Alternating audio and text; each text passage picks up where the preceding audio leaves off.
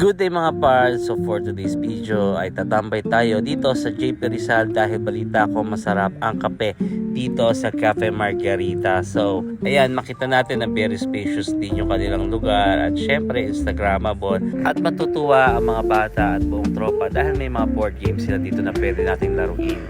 Ito nga at ipapakita ko sa inyo ang listahan ng mga menu nila. So yeah, may mga kape tayo, non-coffee, matcha series, masasarap na snack at syempre yung pamatay nila dito, specialty yung mga pasta. At may rice meal din sila kung nagugutom talaga kayo.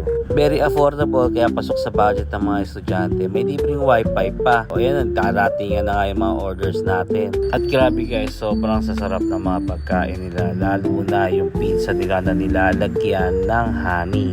Tapos yung mga pasta nila authentic na talagang Italian. Marami pa kaming in-order, hindi ko na na-picturean. Gutom na sila, kain na silang kain. So ano pa inaantay niya? Tara, try nyo na rin dito sa Cafe Margarita.